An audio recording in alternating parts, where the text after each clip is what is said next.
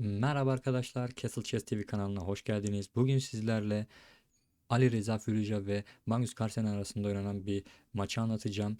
Speed Chess Championships turnuvasından final maçı arkadaşlar ve 5 dakikalık partilerden bir oyun. Şöyle söyleyeyim arkadaşlar, 5 dakikalık bir oyun olmasına rağmen bu oyunda aslında bayağı öğretici hamleler var ve bu da aslında 2700 bandındaki 2800 bandındaki oyuncuların aslında 5 dakikalık oyunlarda da aslında ne kadar iyi oynadığını kanıtlayan nitelikte diyelim. Ve oyuna başlayalım. Arkadaşlar, Magnus Carlsen D4 hamlesiyle başlıyor ve buna karşılık Ali Reza Firuzja at F6 hamlesiyle devam ediyor. At F6 hamlesinin amaçlarından birisi merkeze direktmen piyon getirmemek ve piyonu belli etmemek, esnek olarak açmak olarak görünüyor arkadaşlar. Ve buna karşılık Magnus Carlsen C4 hamlesiyle merkeze bir piyon getirerek aslında D5 karesini arkadaşlar direktmen sürüşleri yavaşlatmak amaçlı bir hamle yaptı. Buna karşılık Ali Reza Firuza'dan arkadaşlar E6 hamlesiyle beraber aslında D5 sürüşünü planlıyor ve Carlsen standart gelişimine devam ediyor ve burada artık gördüğünüz üzere arkadaşlar planın üzerine artık sürüş gerçekleşti. Ve buna karşılık evet arkadaşlar, Carlsen'in aslında bana kalırsa favori açılışlarından birisi Katalan açılışına gidiyoruz. Arkadaşlar, Katalan açılışında direkt ben buradaki piyonu aslında feda ederek buradan hızlı bir gelişim üstünlüğü kazanmak istiyor. Aslında feda etmek de denilemez, çünkü sonuçta burada şah çekip yine buradaki piyonu da yine opsiyonunu alma şansı var arkadaşlar. Ve buradan sonra devam ediyoruz ve piyonu alıyor. Bu hamleden sonra evet, planlandığı üzere arkadaşlar Carlsen'den fil G2 hamlesi geliyor ve merkeze bir sürüş geliyor. Arkadaşlar, buraya kadar komple teori ve burada bir rok daha geldikten sonra evet, vezirler değişiliyor ve buradan sonra arkadaşlar pozisyon bu şekilde ve artık Carlsen buradaki atını çıkarak gelişmeye devam ediyor. Burada piyon sürüşü geldikten sonra evet, piyon alınıyor ve Ali Reza Firuza'dan da aynı şekilde artık rok hamlesi geliyor ve pozisyon devam ediyor. Carlsen arkadaşlar burada ata hemen bir atla file bir baskı yaparak oyuna devam ediyor. Bu hamleye karşılık tabii ki fil değerli bir taşımız ve bunu geri çekiyoruz. Ve merkeze artık diğer ki atını gelerek devam ediliyor. Arkadaşlar burada evet, atla alındıktan sonra genellikle arkadaşlar düşük seviyedeki oyuncular bunu atla alıyor ve benzeri şeyler. Buna yakın partileri bayağı gördüm oyunlarda.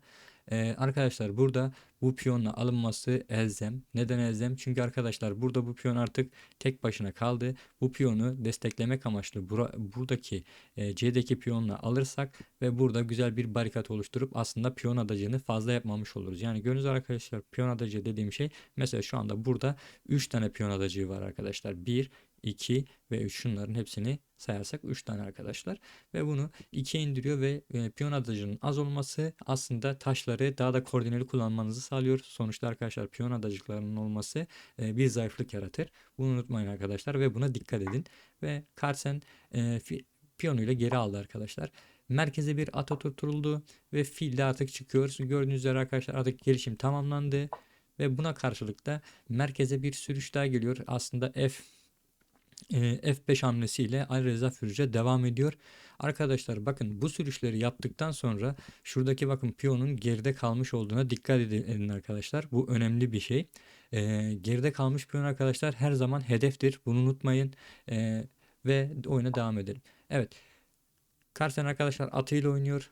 Atıyla aslında arkadaşlar böyle bir manevra çizip aslında merkeze atmak istiyor olabilir. Buna karşılık evet, bir baskı geliyor ve burada file bir saldırı geliyor. Buna karşılık evet, filini kaçıp aslında şuradaki piyona basmış oluyor. Evet, Carlsen'den güzel bir hamle daha geliyor. Arkadaşlar, Carlsen direktmen piyonunu sürerek aslında buradaki yapıyla alakalı sıkıntılar çıkartmaya çalışıyor. Buna karşılık evet, artık Ali Reza Firuza da gelişimini tamamlamış oldu. Kaleler birbirini görmüş oldu ve ata da baskı yaparak geliyor. Ve atını geri kaçtıktan sonra evet, şöyle düşünün arkadaşlar, kaleler açık hatları sever ve Ali Reza Firuza da aslında bu prensibi uyguluyor ve C hattını arkadaşlar kullanmaya başladı kalesiyle. Buna karşılık yine bir piyon sürüşü geliyor. Gördüğünüz üzere arkadaşlar, piyonunu buradaki yapıyı bozmak için kullanıyor. Ve oyun devam etmekte ve Carlsen arkadaşlar her zaman alan kazanarak aslında rakibi sıkıştırıp ve burada rakibi aslında hamle yaptırmamaya çalışıyor. Öyle söyleyeyim size. Alan kazandı ve burada sürüşler yok. Şahın alanı daraldı. Gördüğünüz üzere bu kareyi tutuluyor. Ve bundan sonra evet, fil değişimi geldikten sonra kale artık ikinci kareye, ikinci yataya daha doğrusu arkadaşlar indi. Bildiğiniz üzere arkadaşlar kaleler ikinci yataya girdiğinde tehlikelidir. Buna izin vermemek gerekiyor. Ve bakalım Magnus Carlsen buna karşı nasıl tedbirler, nasıl önlemler almış. Evet, ilk başta Magnus Carlsen'den arkadaşlar buradaki piyonu tutan hamleyi yaptı. Çünkü burada artık fili oynamak isteyecek. Fili bir yerlere çıkarmak isteyecek. Ve o yüzden de buradaki piyonun boşta kalmaması için filini oynuyor arkadaşlar. Ve burada kale D7 hamlesi geliyor Alireza Firuza tarafından ve burada artık piyon değişimleri yapıldıktan sonra evet arkadaşlar filini geri çekiyor ve pozisyon devam ediyor. Burada artık gördüğünüz üzere arkadaşlar bakın bu piyonu sürmenin sebebi aslında burada bir askıda piyon oluşturup e, bir piyon oluşturup aslında özür diliyorum tek bir piyon bırakıp ondan sonra buna baskı yapmak arkadaşlar ve bunu da aslında kalesiyle yaptı. Şimdi kale çiftlemeleri tarzında bir şeyler gelebilir ve pozisyonunda bundan sonra artık filini oynuyor ve Carlsen gördüğünüz üzere arkadaşlar artık file ilk başta basılıyor. Gelip yeniden tutulduktan sonra gördüğünüz üzere arkadaşlar bakın çok temiz bir hamle. Yani artık diyor ki ben bu piyonu istiyorum. Tehdit artık burada arkadaşlar fille ata vurup piyonu almak. Gördüğünüz üzere arkadaşlar piyonu tek bırakmanın avantajı ne oldu?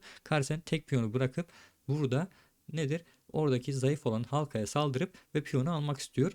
Ve burada artık Carlsen atı vuruyor ve piyonu alıyor arkadaşlar. Temiz bir piyon kazancı oldu. Şu anda arkadaşlar bakın bu piyon aldıktan sonra 4'e 5'lik bir piyon üstünlüğü oldu. Bu oyunu kazanmaya yeter mi?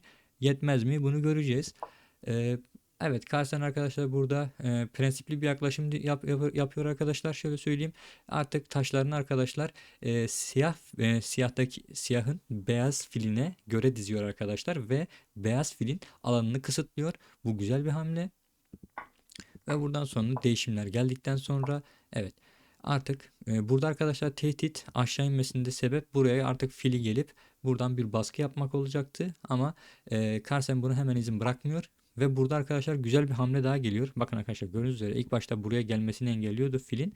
Ve burada Carlsen'e diyor ki artık ben bu hamleyi yapacağım, sen ne yapacaksın diyor. Carlsen arkadaşlar oralı olmuyor, devam ediyor ve burada artık bu hamle geliyor. Arkadaşlar burada bakın burada düşünmeniz gereken hamle.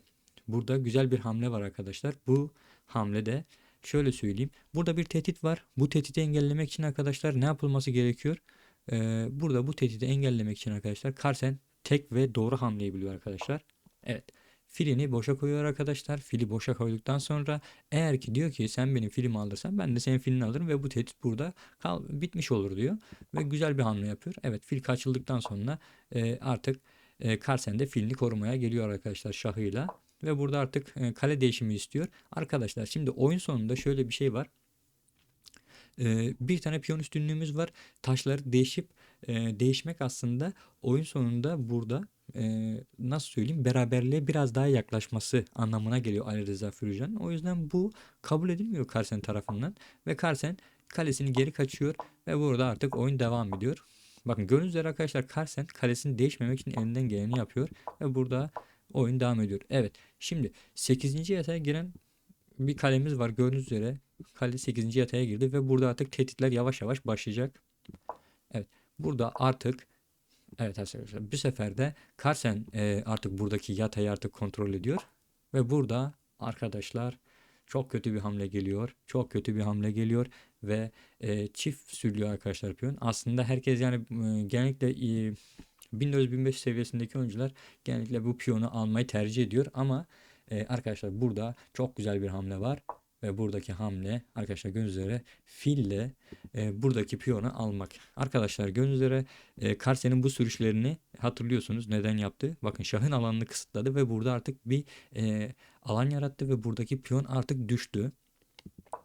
Ve burada fille aslında Ali Reza bir deneme yapıyor ama yani Carlsen direktmen kaçıyor.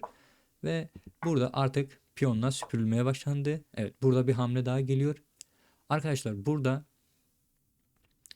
Carlsen bu hamleyi yapıyor. Aslında bu hamle hatalı. Neden hatalı? Hemen bunu size anlatayım arkadaşlar. Bu hamleyi yapmasaydı eğer, Carlsen'in yapması gereken hamle aslında arkadaşlar kale F8 hamlesi. Arkadaşlar kale F8 hamlesi neden yapılmalıydı? Hemen size anlatıyorum. Arkadaşlar kale F8 hamlesi yapıldıktan sonra gördüğünüz üzere kale F8 hamlesinden sonra şah kaçıyor. Şah kaçtıktan sonra burada piyonla şah çekiliyor. Bakın arkadaşlar şah çekiliyor.